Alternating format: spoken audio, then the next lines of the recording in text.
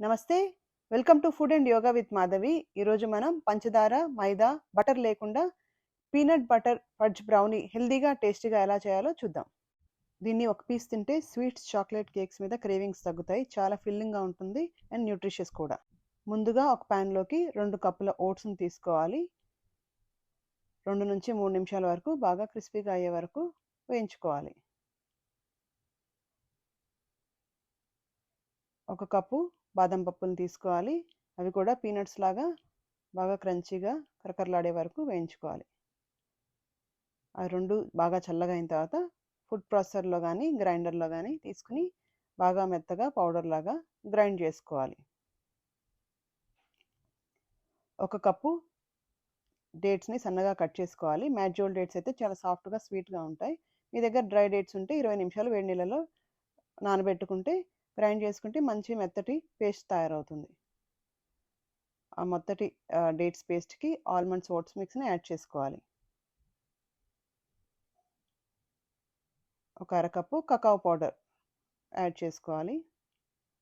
బాగా గ్రైండ్ చేసుకోవాలి. ఒకవేళ ఆ బేస్ ఏమైనా డ్రైగా అనిపిస్తే కొంచెం పాలు యాడ్ చేసుకొని గ్రైండ్ చేసుకుంటే మనకి మెత్తగా, సాఫ్ట్‌గా, గూయిగా, స్టిక్కీగా ఉండే బ్రౌనీ బేస్ తయారవుతుంది. చూడండి, స్టిక్కీగా, గూయిగా ఉంది.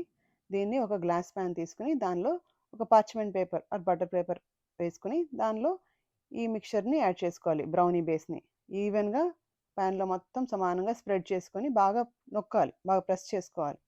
ప్రెస్ చేసుకుంటే బేస్ మంచిగా ఈవెన్‌గా రెడీ అవుతుంది. తర్వాత దాన్ని ఫ్రీజ్ చేసుకోవాలి.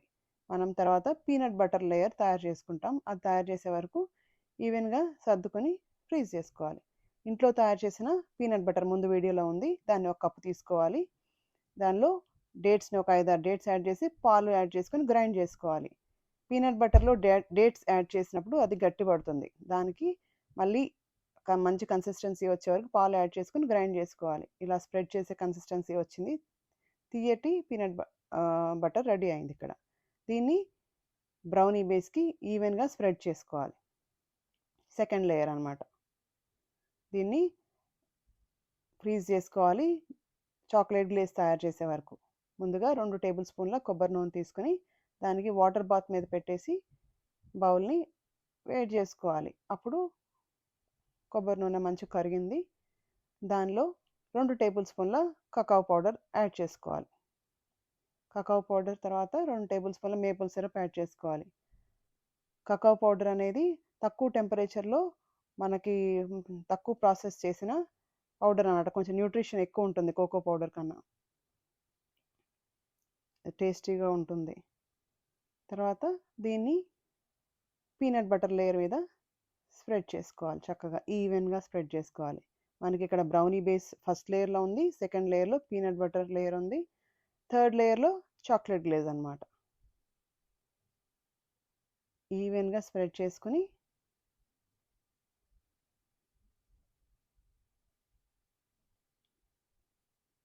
దాని మీద ఇప్పుడు బాగా మంచిగా రోస్ట్ చేసి చాప్ చేసిన ఆల్మండ్స్‌ని స్ప్రింకిల్ చేసుకోవాలి. మీరు మీకు నచ్చిన నట్స్‌ని యాడ్ చేసుకోవచ్చు.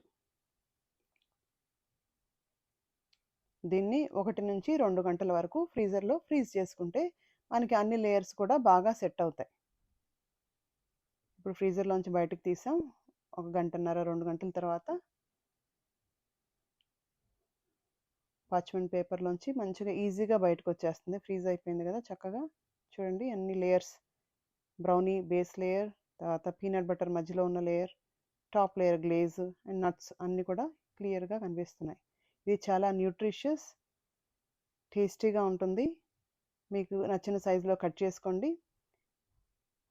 పిల్లలు 1, 2 పీసులు ఎక్స్ట్రా తిన్నా ఏం అవ్వదు. ఎందుకంటే ఇందులో షుగర్ గానీ, మైదా గానీ, బటర్ గానీ లేదు కదా! సో, మంచిగా తినొచ్చు. మీరు కూడా ట్రై చేయండి. మీకు గనుక ఈ వీడియో నచ్చినట్టయితే please like, share and subscribe. Thank you.